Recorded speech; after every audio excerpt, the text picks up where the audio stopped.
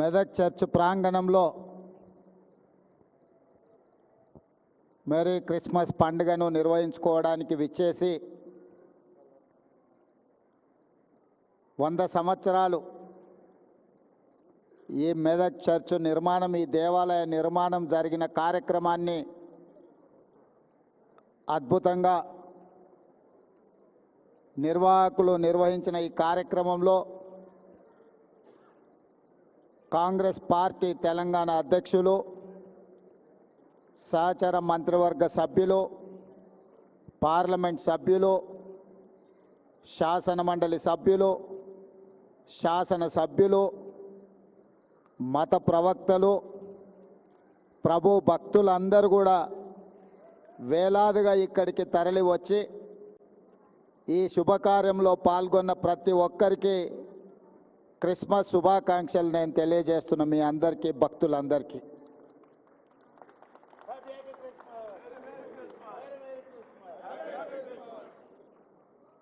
ఈరోజు 2 శుభకార్యాలు ఇక్కడ మనం నిర్వహించుకుంటున్నాం. ఒకటి, 100 సంవత్సరాల క్రితం ఆనాడు వచ్చిన కరువు కాటకాలను నిర్మూలించడానికి ప్రజలు ఆకలితో అలమటిస్తున్నప్పుడు పనికి ఆహార పథకం ఆనాడు ప్రభు మందిర నిర్మాణంలో భాగస్వాములైన ప్రజలందరికీ భోజనం పెట్టాలని ఒక గొప్ప ఆలోచన, వారికి పని కల్పించాలన్న ఆలోచనతో ఈ గొప్ప దేవాలయాన్ని నిర్మించడం జరిగింది. ఈ గొప్ప దేవాలయం దేశంలోనే ప్రముఖ, అదేవిధంగా 100 సంవత్సరాలు పూర్తి చేసుకొని ఒక గొప్ప దేవాలయంగా ఈరోజు పరిడవిల్లుతున్నది. ఇది తెలంగాణ రాష్ట్రానికే గర్వకారణము. ఈరోజు దేశంలోనే గొప్ప చర్చుగా మన మెదక్ చర్చు కీర్తింపబడుతున్నది అని అంటే 100 సంవత్సరాల నుంచి భక్తులు దీన్ని అద్భుతంగా నిర్వహించడం వల్ల ఈరోజు దేశ స్థాయిలోనే మనకు గుర్తింపు వచ్చింది. అలాంటి 100 సంవత్సరాలు పూర్తి చేసుకున్న దేవాలయాన్ని భవిష్యత్తులో ఇంకా అద్భుతంగా నిర్వహించడానికి, అద్భుతంగా తీర్చిదిద్దడానికి ప్రభుత్వం దగ్గరికి స్థానిక శాసనసభ్యులు మైనంపల్లి రోహిత్, అదేవిధంగా మిత్రులు మైనంపల్లి హనుమంతరావు గారు నా దృష్టికి తీసుకొస్తే తప్పకుండా ఈ దేవాలయానికి సంబంధించిన ఎన్ని అవసరమైతే అన్ని నిధులను విడుదల చేయాలని మంత్రివర్గ సహచరుల అండతో, వారందరి సహకారంతో ఈరోజు నిధులను విడుదల చేయడం జరిగింది. ఈ చర్చికి నాకు గొప్ప సంబంధము, అనుబంధం ఉన్నది. నేను పిసిసి అధ్యక్షుడిగా ఉన్నప్పుడు ఇక్కడికి పర్యటన చేసి ఇక్కడ దర్శించుకొని ఆనాడు నేను స్పష్టంగా చెప్పెళ్ళిన భక్తులకు, మళ్ళీ వచ్చే సంవత్సరం ముఖ్యమంత్రి హోదాలో ఈ చర్చకు తప్పకుండా వస్తాను, భక్తులందరూ ఆశీర్వదించండి, పేదల ప్రభుత్వాన్ని తెచ్చుకోండి, పేదలకు మేలు జరుగుతుంది, ప్రభు ఆశీర్వాదంతో పేదల ప్రభుత్వం ఏర్పాటు చేసుకొని ముఖ్యమంత్రి హోదాలో ఈ చర్చకు తప్పకుండా వస్తాను అని ఆనాడు భక్తులకు మాట ఇచ్చిన. ఈరోజు చర్చ్ నిర్మాణం 100 సంవత్సరాలు పూర్తి చేసుకున్న సందర్భం, అదేవిధంగా క్రిస్మస్ పండుగ కూడా భక్తులందరి సమక్షంలో నిర్వహించుకోవాలని ఈరోజు ఇక్కడికి ప్రాంగణంకి రావడం జరిగింది. చాలా సంతోషదాయకమైన పండగ. మీ అందరినీ కలిసినందుకు నాకు చాలా సంతోషం కలిగింది. నా సూచన, నా విజ్ఞప్తి, పేదల ప్రభుత్వం ఉన్నప్పుడే రైతులకు ఉచిత కరెంటు కానీ, ఈరోజు ఇందిరమ్మ ఇండ్లు ఏవైతే మనం నిర్మిస్తున్నామో అవి ప్రధానంగా దళిత క్రైస్తవులకే అత్యధికంగా ఇవ్వడానికి రాష్ట్ర ప్రభుత్వం ప్రయత్నం చేస్తున్నది. దళితులకు, గిరిజనులకు, దళిత క్రైస్తవులకు, గిరిజన క్రైస్తవులకు అత్యధికంగా లబ్ధి చేకూరుతుంది.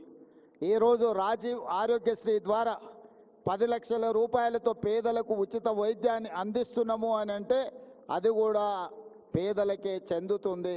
200 యూనిట్లు ఉచిత కరెంట్ ఈరోజు రాష్ట్ర ప్రభుత్వం అందిస్తున్నది అని అంటే ఇది కూడా పేదలకే చెందుతుంది. 500 రూపాయల పంట బోనస్ వరి పండించిన వాళ్లకు ఈ ప్రభుత్వం ఇస్తున్నది అంటే ఇది కర్షకులకు వారికి చెందుతుంది. 21,000 కోట్ల రూపాయల రైతు రుణమాఫీ చేసినామంటే పేద రైతులకే ఈరోజు ఆ రుణమాఫీ అందింది. ఇలా సంక్షేమ పథకాలు, ఫీజు రియంబర్స్మెంట్. ఈరోజు నేను ఒక మాట స్పష్టంగా చెప్పదలుచుకున్నా. ఆనాడు క్రిస్టియన్ మిషనరీస్ ఏదైతే ఎడ్యుకేషన్, హెల్త్ పట్ల ప్రత్యేకమైన శ్రద్ధ చూపించి పేదలకు ఏ దిక్కు లేని వాడికి ప్రభువే దిక్కు అని ఆనాడు గొప్పగా విద్యను అందించి, వైద్య సేవలను అందించి, సేవ అంటే ఇలా ఉండాలి అని ఈ సంస్థలు చూపించిన బాటలోనే ఈనాడు మా ప్రభుత్వం ఫీజు రియంబర్స్మెంట్ కానీ లేకపోతే రాజీవ్ ఆరోగ్యశ్రీ హెల్త్ పథకం కానీ తీసుకొచ్చినాయంటే వీటికి పునాదులు ఆనాడే పడ్డాయి. అదేవిధంగా ఈ మెదక్ చర్చ్ నిర్మాణం, పనికి ఆహార పథకం, కరువు వచ్చినప్పుడు తినడానికి ప్రజలు అలమటిస్తున్నప్పుడు ఆనాడు ప్రముఖులు ప్రజలని కాపాడడానికి వాళ్లకు భోజనం పెట్టి వాళ్లకు పని కల్పించి ఈ చర్చ్ నిర్మాణం జరిగింది.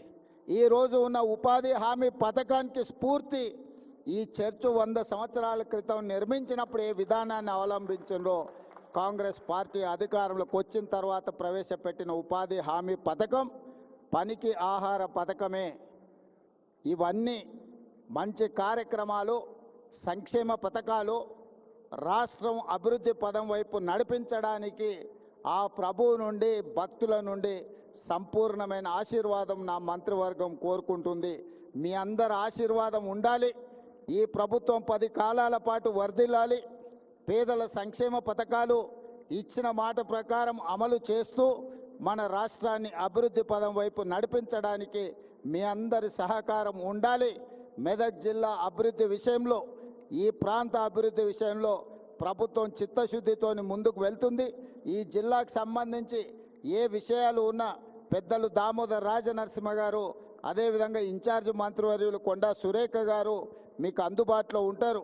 తప్పకుండా ఏ అవసరం ఉన్నా కూడా ఈ ప్రభుత్వము ప్రజల యొక్క అవసరాలు తీరుస్తుందని తెలియజేస్తూ మళ్ళీ ఒక్కసారి హ్యాపీ క్రిస్మస్ శుభాకాంక్షలు మీ అందరికీ తెలియజేస్తూ